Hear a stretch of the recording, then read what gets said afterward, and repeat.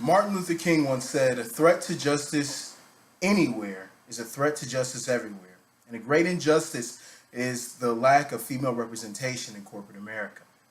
Our speaker gives us striking statistics beginning at evaluating worldwide participation of women in government.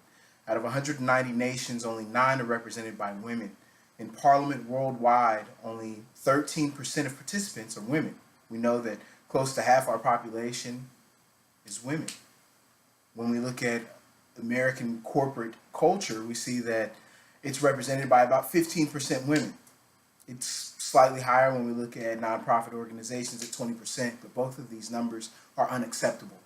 Our speaker gives us a threefold attack, or three major points of contention, or 3 points of advice to keep women working. The first point of advice is to sit at the table. The second piece of advice is to make your partner a real partner. And the third piece of advice is to not leave before you leave, or to keep your foot on the gas. And looking at her first point, she talks about experiences she's had in her corporate career and going to firms that do not typically entertain women.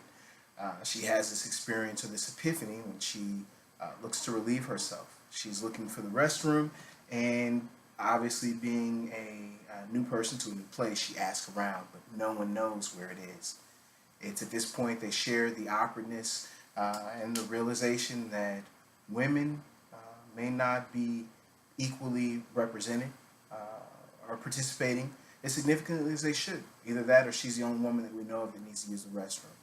I look at her second piece of advice, and that is to make your partner a real partner, where the speaker gives us some great advice and real world usage of numbers. She furthers her point when she says that working women do twice as much housework, 3 times as much child care as their male counterpart, their male partner. This goes on, and she states to us a great statistic. In 50% of homes that share the housework and income earning, actually have a 50% higher rate of staying together or avoiding divorce. She gives us all of these great points and puts us into a very empathizing situation of the working woman. She caps this off with her third and final point of not leaving before you're done. Talking about instances of where women create this world or this environment that's safe for their careers, but at the same time, it leads to their demise. It leads them out of the industry.